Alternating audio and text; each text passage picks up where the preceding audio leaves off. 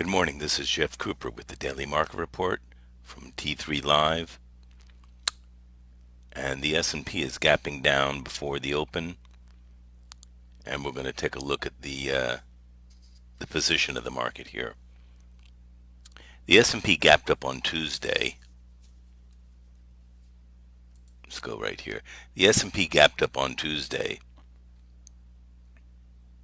spiking to an important price level in my work of 2863. In Gann methodology, at turning points, time and price balance out, and there is a unique method to calculate when that occurs.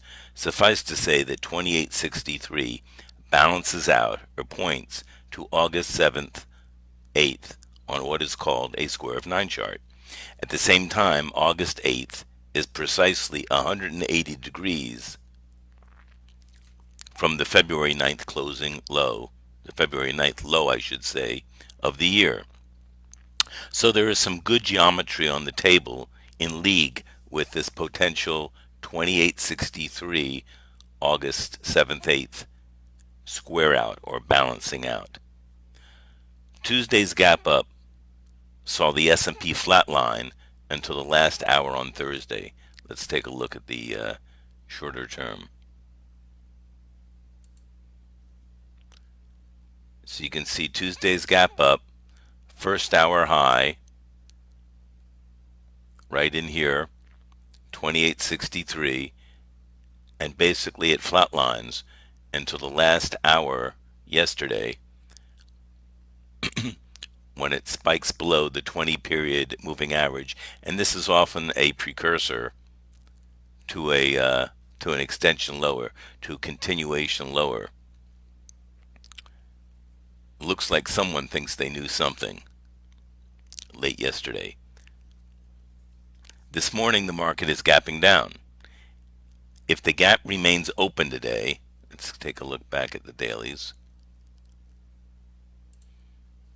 If the gap remains open today, it will leave an island top, and it will be leaving an island top on a test of the January high. So you can see that this is all occurring from a test into this island top back in January, at a time when virtually everybody you heard on TV was saying that a new record high, being less than a 0.5% away from the January record high, was virtually a fait accompli.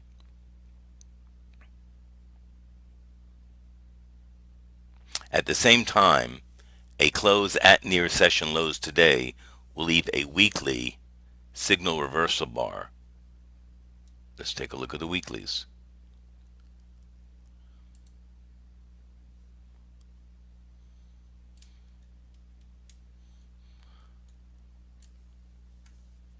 So you can see a weekly shows this test of the January high and reversal, and a close at near the low of the week will leave a weekly signal reversal bar, a weekly topping tail.